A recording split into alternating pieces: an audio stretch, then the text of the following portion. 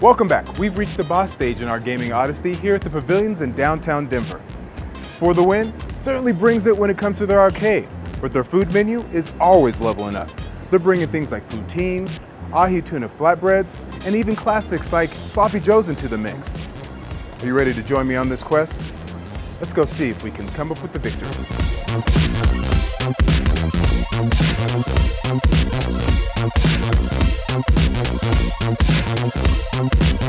All right, so we're here in the arcade, and we cannot be in an arcade without playing some games. I'm here with Felicia. Felicia, tell me what we're doing here. Yeah, so we are about to battle on the old school Outrun by Sega. Okay, sounds good. And while we're doing this, tell me a little bit more about For the Win. Sure. So For the Win, it's 13,000 square feet of opportunities. We've got over 110 games. So almost 200 people could be potentially playing at any given time on games like the Outrun. We've got a very cool 4-person air hockey game that you can battle on. That's great, but you know, more than that, then you guys actually have like some really good food options that are pretty impressive as well as we die on this game here. We do, and you know, that's the best part about Lucky Strike and For the Win is the food. So it's kind of an elevated gastro pub. Okay. Our executive chef, Francisco Quintana, has prepared some delicious foods for you to try today. And you know, it gives you more of a upscale experience while you're gaming. Yeah, that's nice. So it's not gonna be your typical like arcade or bowling alley food. You're gonna actually be getting some really good cuisine. Not your frozen products. You'll get fresh meats and Belgian fries. He's incorporated some of his own family recipes, and we're lucky to have that throughout the company. All right, well, let's go try it out. All right, but before we do, let's battle for real. Yeah.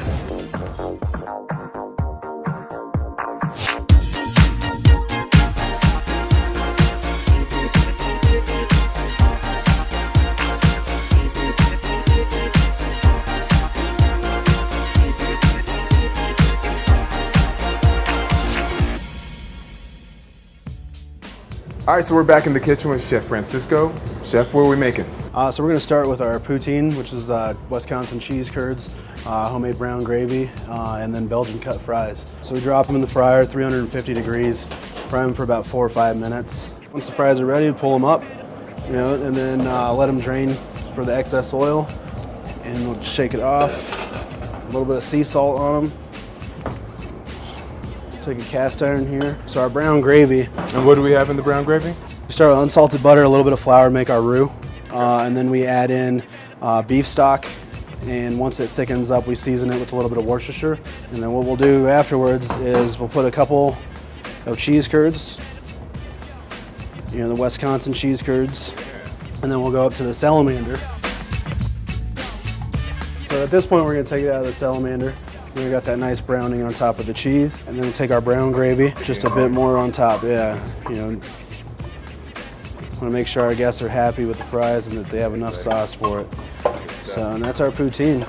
All right, so what are we making up now? So what we're gonna move on to is the sloppy joes. Okay. We use a prime beef. So we start in the saute pan. You know, it's already a pre-made prep product.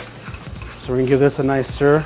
Just like Mama used to make it. Exactly, exactly. It's actually a Mama's recipe from the chef in the company, yeah. Our meat's good to go, and here we go, we get our breads toasted. We're gonna put our bottom buns on the plate, cook sloppy joe meat, and divide it between all 3 sandwiches and make sure that everybody gets enough. So now what we'll do is we'll take the toasted bun and just cap it like so. And this is our sloppy joe. So finally what we're gonna do is our Barbacoa Tacos. Oh, great. It's a personal favorite of mine. We'll put some oil in the pan, our shredded barbacoa meat, a little bit of salt and pepper, kosher salt, cracked black pepper. We'll take this short rib dripping, and we'll add it to the meat. And we'll go ahead and deglaze the pan. White corn tortillas, you know, street taco sized. We'll pull these off the flat top, lay them in a line on the plate. Take our avocado. What we'll do, we'll take the chipotle aioli. And so what we use is chipotle chilies, cage-free mayo, and then a little bit of lime juice and cilantro. Now we'll take our cooked short rib meat.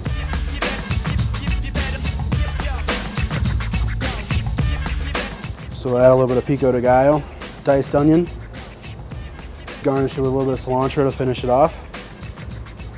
And this is our Barbacoa Taco. Looks great. Well, let's eat them up, huh? Yeah, absolutely. All right, so we're in the arcade here, but we're here for the food. So let's dig in here. Yeah, I'm just going hands in. Oh, that's great. Nice beefy taste from the poutine there. You know, get some cheese in there and you get the complete bite. The fries are nice and crispy when they come out of the fryer, but you know, the gravy really settles in and kind of soaks into the potato as well. You know, so really good play on a classic dish. And the caramelization of the cheese is a really good touch. I mean, you can definitely taste that extra flavor. Absolutely. When you have that. Absolutely. Oh, that is great. Now let's try this sloppy Joe. That's an excellent sloppy Joe, man. Get the softness of the brioche bun, plays well with the flavor of the meat. Yeah, but really good textures because you have the celery in there that gives you a nice little crunch. It's very important that you don't cook it down too far so that you still retain that crunch. How'd you like it with the pickle? It's really good with the pickle. That's what I was gonna say. Like the pickle gets another flavor layer on there, and it's really, really good, man. And it's a mess, which, you know, in a bowling alley atmosphere is a really good touch, man, because it's like you're getting your hands dirty, you get in there. You want meat to fall all over the place, and then you can scoop that up with a spoon and put it with your poutine fries. Good idea. Hey, man, thinking ahead. Yeah, that's a really good idea. Thinking ahead. All right, and then last, what do we have here? Right here is going to be the Barbacoa Taco. So I'm gonna do a little lime on the top there. Got the citrus, because obviously I put the lime in there. But that barbacoa is dynamite. The chilies don't overwhelm it with too much spice. It really allows the other flavors to flow through. You get all the flavors that kind of start unveiling themselves to you. You get the citrus, the spiciness, then that avocado kind of smooths everything out. Absolutely. You get the, you know, and then the actual texture of the meat as well. You know, it's not too chewy. It's perfectly braised. Yeah, like a nice crispness, a light crispness, but nice and tender.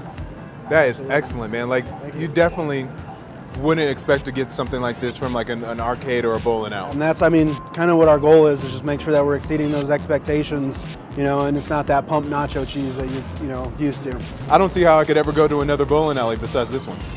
Stay here? Yeah, I think I will. Make sure you stick around and let's eat. Hey, thanks, Chef. Thank you. Yeah, thanks so much. I'm gonna have a little bit more of this.